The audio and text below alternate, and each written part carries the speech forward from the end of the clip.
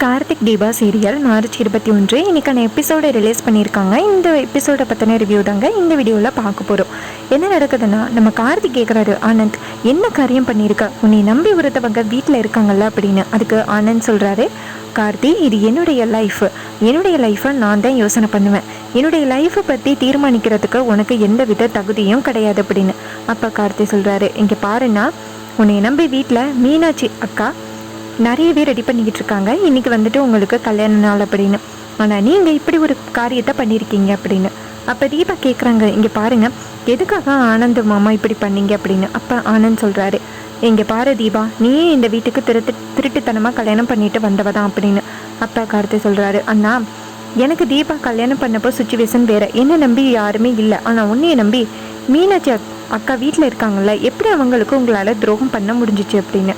அப்போ ஆனந்த் சொல்கிறாரு, கார்த்தி நான் திரும்ப இந்த விஷயத்தை தான் சொல்கிறேன். இங்கே பாரு, என்னுடைய லைஃப்பில் தலையிடுறதுக்கு உனக்கு கொஞ்சம் கூட அருகதையே கிடையாது அப்படின்னு. அப்போ நம்ம கார்த்தி சொல்கிறாரு, இங்கே பாருண்ணா, இவங்க எப்படிப்பட்டவங்கன்னு உனக்கு தெரியுமா? நீ என்ன சொன்ன அன்னைக்கு, இது மாதிரி ரியாவோட ஹஸ்பண்டுக்கு உன் கூட பேசினது தெரிஞ்சு போச்சு, இதனால ரியாவோட ஹஸ்பண்ட் ரியாவை ரொம்ப தொந்தரவு பண்ணாங்க, அதனால டிவோர்ஸ் ஆகிருச்சு அப்படின்னு நீ சொன்ன. ஆனால் உண்மையாகவே ரியாவோட ஹஸ்பண்டை நான் அன்னைக்கு மீட் பண்ணேன். அவர் என்ன சொன்னாருன்னா, லக்ஸுரியஸான லைஃப்பில் வாழ முடியலை அப்படின்னு இவங்க அவங்கள டிவோர்ஸ் பண்ணிட்டு வந்திருக்காங்க. அண்ணா இப்போ உன்னை அவங்க கல்யாணம் பண்ணியிருக்காங்கன்னா அதுக்கு காரணமே பணம் தான், அதை முதல்ல ஞாபகம் வச்சுக்கோங்க அப்படின்னு. அப்போ ஆனந்த் சொல்கிறாரு, கார்த்தி தேவையில்லாமல் ரியாவை பற்றி தப்பாக பேசாது அப்படின்னு. அப்போ ரியா சொல்கிறாங்க, பார்த்தீங்களா ஆனந்த், நான் உங்களை பணத்துக்காக தான் வந்து காதலிச்சு உங்களை கல்யாணம் பண்ணனா, பார்த்தீங்களா உங்கள் தம்பி நீங்கள் இருக்கும் பொழுதே என்னை பற்றி எப்படியெல்லாம் தப்பாக பேசுகிறாரு அப்படின்னு. அப்போ ஆனந்த் சொல்கிறாரு, கார்த்தி உனக்கு நான் கடைசி வார்னிங் கொடுக்குறேன், இதுக்கப்புறம் ஏதாவது நீ வந்து ரியாவை பற்றி பேசுனீன்னா பிரச்சனையாகும் அப்படின்னு சொல்ல நம்ம கார்த்தி சொல்கிறாரு, அண்ணா வீட்டுக்கு மட்டும் தெரிஞ்சிச்சுன்னா இது எவ்வளோ பெரிய பிரச்சனை ஆக போகுதுன்னு உனக்கு புரியல அப்படின்னு. அப்போ ஆனந்த் சொல்கிறாரு, என்னுடைய லைஃப்பில் நீ தலையிடாது அப்படின்னு சொல்லிட்டு நேராக ரியாவை கூட்டிக்கிட்டு காரில் ஏறாரு. அப்போ நம்ம தீபா ரொம்ப சோகமாக பார்த்துக்கிட்டு இருக்காங்க. அப்போ கார்த்தி சொல்கிறாரு, வாங்க தீபா வீட்டுக்கு போகலாம் அப்படின்னு. தீபாவும் கார்த்திகையும் நேராக வீட்டுக்கு வராங்க. அதுக்கு முன்னாடியே நம்ம மீனாட்சி என்ன பண்ணுறாங்கன்னா, இது மாதிரி எல்லாருக்கிட்டையும் வந்துட்டு ஆசீர்வாதம் வாங்குறாங்க, இன்றைக்கி கல்யாண நாள் அப்படின்னு. நம்ம மீனாட்சி அழகான புடவை கட்டியிருக்காங்க, நகையெல்லாம் போட்டிருக்காங்க. அப்போ மீனாட்சி நேராக எல்லாருக்கும் வந்துட்டு ஆசீர்வாதம் வாங்குறாங்க. அப்போ நம்ம மீனாட்சிக்கு வந்து ஒரு கேக் வருது. அப்போ ராஜேஸ்வரி கேட்குறாங்க அது என்ன அப்படின்னு. அதுக்கு நம்ம மீனாட்சி சொல்கிறாங்க இது கேக்கு அப்படின்னு. அதுக்கு ராஜேஸ்வரி கேட்குறாங்க, இது உன் ஹஸ்பண்ட் இருந்து செஞ்சுருக்க வேண்டியது அப்படின்னு. அதுக்கு மீனாட்சி சொல்கிறாங்க, அவர் இருந்திருந்தால் கண்டிப்பாக இதெல்லாம் ரெடி பண்ணியிருப்பார், அவருக்கு தொந்தரவு கொடுக்கக்கூடாது அப்படின்னு தான் இதெல்லாம் நான் வாங்கிட்டேன், அவர் வந்துக்கிட்டு இருக்காரு அப்படின்னு. அப்போ அபிராமி கேட்குறாங்க, இங்கே பாருமா நேற்றே அவரை வர சொல்லியிருக்கலாம்ல அப்படின்னு. அதுக்கு நம்ம மீனாட்சி சொல்கிறாங்க, இல்லை இது மாதிரி அவர் ரொம்ப ஒர்க் இருந்துச்சு அதனால தான் அப்படின்னு. இதை கேட்டுட்டு நம்ம அபிராமியும் சரி அப்படின்னு சொல்கிறாங்க. அதுக்கப்புறம் சீனை செட் பண்ணி நம்ம ரியாவையும் ஆனந்தையும் காமிக்கிறாங்க. அப்போ ரியா சொல்கிறாங்க, நீங்கள் இருக்கும் பொழுதே கார்த்தி அவ்வளோ பேசுகிறாரு, கண்டிப்பாக இந்த விஷயம் தெரிஞ்சிச்சுன்னா வீட்டில் உள்ளவங்க எல்லாருமே என்னை தப்பாக பேசுவாங்க அப்படின்னு. அப்போ ஆனந்த் சொல்கிறாரு, ரியா நான் ஒரு முடிவு எடுத்துட்டேன், உன்னை நான் நேராக வீட்டுக்கு கூட்டிகிட்டு போகிறேன் அப்படின்னு. இதை கேட்டுட்டு ரியா சொல்கிறாங்க, ஆனந்த் நான் வீட்டுக்கு போனால் கண்டிப்பாக எல்லாருமே தப்பாக பேசுவாங்க அப்படின்னு. அதுக்கு ஆனந்த் சொல்கிறாரு, எல்லாத்தையும் நான் பார்த்துக்கிறேன் அப்படின்னு. அப்போ ரியா யோசிக்கிறாங்க, நம்ம பிளான் படி தான் நடக்குது அப்படின்னு. அதுக்கப்புறம் கார்த்திகையும் தீபாவும் வீட்டுக்கு வராங்க. அப்போ தீபாவை பார்த்துட்டு அபிராமி யோசிக்கிறாங்க, அன்றைக்கி மீனாட்சி சொன்னதை நினச்சி. அதுக்கப்புறம் அபிராமி கேட்குறாங்க தீபா கிட்டே, விளக்கு போட்டாச்சம்மா அப்படின்னு. அப்போ தீபா சொல்கிறாங்க, விளக்கெல்லாம் போட்டாச்சுத்த அப்படின்னு. அப்போ கார்த்தியோட முகம் வாடி போயிருக்கிறத பார்த்துட்டு அபிராமி கேட்குறாங்க, ஏன் கார்த்தி உன் முகமே சரியில்லை அப்படின்னு. அப்போ கார்த்தி சொல்கிறாரு, ஒன்றும் இல்லைம்மா அப்படின்னு. அப்போ ஆனந்த் அப்புறமா சீனசி பண்ணி ஆனந்தையும் ரியாவையும் காமிக்கிறாங்க. ஆனந்த் வந்து காரை கொண்டாந்து வீட்டுக்கிட்டே நிப்பாட்டுறாரு.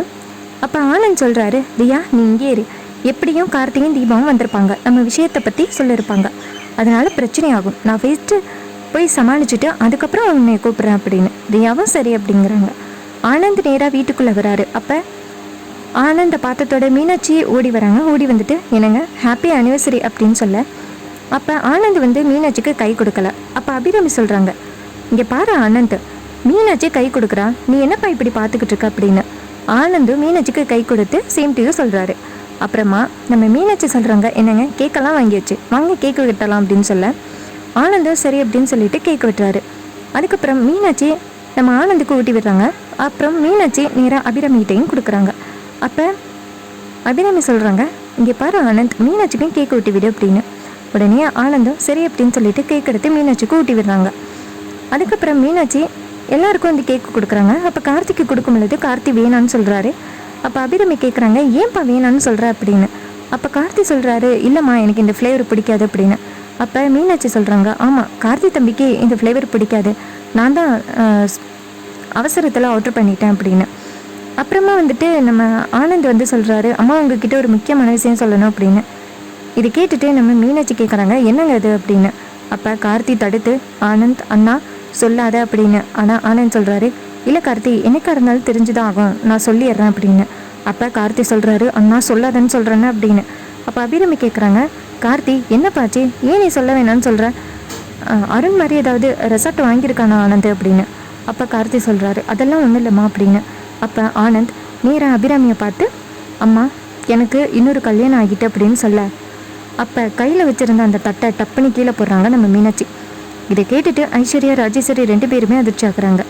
ஐஸ்வர்யா கேட்குறாங்க, என்ன சொல்கிறீங்க ஆனந்த், உங்களுக்கு ஏற்கனவே ஒரு கல்யாணம் ஆகியிருக்கு, ஞாபகம் இருக்கா இல்லையா, உங்களை நம்பி 2 குழந்தைங்க இருக்குது அப்படின்னு.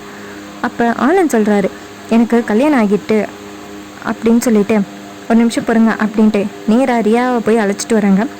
ரியாவை பார்த்ததோட அங்கே உள்ளவங்க எல்லாருமே அதிர்ச்சி ஆகுறாங்க. அப்போ ஆனந்த் சொல்கிறாரு, இந்த பொண்ணு தான் என்னுடைய மனைவி அப்படின்னு. இதை கேட்டுட்டு அபிராமி ரொம்பவே அதிர்ச்சி ஆகுறாங்க. அபிராமி கேட்குறாங்க, இங்கே பாரு ஆனந்த் என்ன காரியம் பண்ணியிருக்கா அப்படின்னு சொல்லிட்டு ஆனந்தை அடிக்கிறாங்க. அப்போ ஆனந்த் சொல்கிறாரு, அம்மா நீ எவ்வளோதான் நீ அடித்தாலும் ரியா தான் என்னுடைய மனைவி, இது யாராலையும் தடுக்க முடியாது அப்படின்னு. அப்போ நம்ம மீனாட்சி எதுவுமே பேச முடியாமல் அழுதுகிட்டே நிற்கிறாங்க. அப்போ அபிராமி கேட்குறாங்க, உனக்கு அப்படி என்னடா ஆனந்த் நான் குறை வச்சேன், எதுக்காக இப்படி ஏமாத்தினேன் அப்படின்னு. அப்போ ஆனந்த் சொல்கிறாரு, அம்மா நானும் ரியாவும் காலேஜ்லேருந்து லவ் பண்ணோம், உங்களுக்கு தெரியும், ஆனால் நீங்கள் ஒத்துக்கலை. நான் ரியாவை ரீசெண்டாக பார்த்தேன், எனக்கு ரியாவை பிடிச்சி போச்சு, அதனால் நான் ரியாவை கல்யாணம் பண்ணிட்டேன் அப்படின்னு. அப்போ நம்ம அபிராமி கேட்குறாங்க, கார்த்தி இந்த விஷயத்தை தான் எங்ககிட்டேருந்து மறைச்சியா அப்படின்னு. அப்போ கார்த்தி சொல்கிறாரு, ஆமாம்மா தப்பான முடிவு எடுத்துட்டாங்க அப்படின்னு நான் ஆனந்தை திருத்துறதுக்கு பார்த்தேன், ஆனால் என்னால் திருத்த முடியலை. ஏற்கனவே ஆனந்துக்கும் இந்த பொண்ணுக்கும் தொடர்பு இருந்துச்சுன்னு எங்களுக்கு ஒரு சந்தேகம் இருந்துச்சு, ஆனால் அதை கன்ஃபார்ம் பண்ணுறதுக்குள்ளே இப்படிப்பட்ட விஷயத்த அண்ணன் பண்ணிட்டு வந்துட்டு நின்றுட்டான் அப்படின்னு.